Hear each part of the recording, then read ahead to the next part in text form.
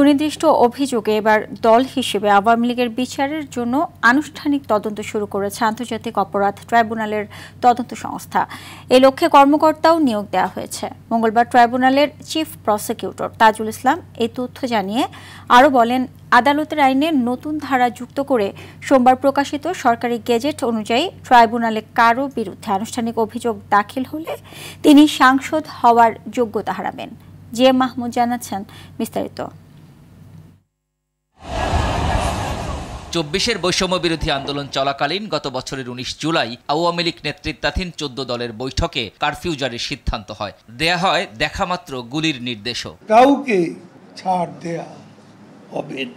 এমন সিদ্ধান্ত নিয়ে আওয়ামী লীগ সহ শরিক দলগুলো মানবতা বিরোধী অপরাধ করেছে। এই অভিযোগ তুলে গত বছরের ২ অক্টোবর আন্তর্জাতিক অপরাধ ট্রাইব্যুনালে বিচার চায় জাতীয়তাবাদী গণতান্ত্রিক আন্দোলন এনডিএম।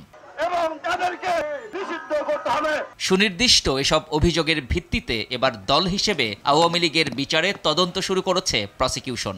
আনুষ্ঠানিকভাবে আওয়ামী লীগের বিরুদ্ধে তদন্ত শুরু হয়েছে, তদন্ত কর্মকর্তা নিয়োগ হয়েছে এবং তারা তদন্ত কাজ খুব দ্রুতই সম্পন্ন করবেন। তদন্ত রিপোর্ট প্রাপ্তি সাপেক্ষে দল হিসাবে বিচারের জন্য আওয়ামী লীগের ব্যাপারেও যথাযথ ব্যবস্থা গ্রহণ করা হবে। এ সময় ট্রাইব্যুনালের আইনে নতুন ধারা যুক্ত করে সোমবারের প্রকাশিত সরকারি গেজেট প্রসঙ্গে চিফ প্রসিকিউটর বলেন, রাষ্ট্রের প্রয়োজনে যে কোনো সময় আইন সংশোধন হতে পারে। আনুষ্ঠানিক অভিযোগ যদি আন্তর্জাতিক অপরাধ ট্রাইব্যুনালে দাখিল করা হয়, তাহলে সেই ব্যক্তি বাংলাদেশের কোনো নির্বাচনে অর্থাৎ পার্লামেন্ট নির্বাচনে নির্বাচিত হওয়ার যোগ্য হবেন না, অর্থাৎ ইলেকশনে তিনি দাঁড়াতে পারবেন না। এই আইনের রেট্রোস্পেক্টিভ ইফেক্ট আছে এবং রেট্রোস্পেক্টিভ ইফেক্ট দেয়াটাকে আবার সংবিধান সম্মত করা হয়েছে।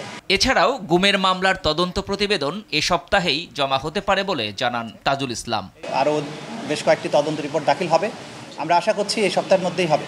এদিকে ট্রাইব্যুনাল ১-এ জুলাই আগস্টের মানবতা বিরোধী অপরাধে সাবেক প্রধানমন্ত্রী শেখ হাসিনা সহ ৩ জনের বিরুদ্ধে করা মামলায় সবশেষ সাক্ষীর ৩য় দিনের জেরা শেষ হয়। অন্যদিকে ট্রাইব্যুনাল ২-এ আশুলিয়ায় ৬ জনের মরদেহ পোড়ানোর মামলায় ৮ম দিনের সাক্ষ্য গ্রহণ হয়।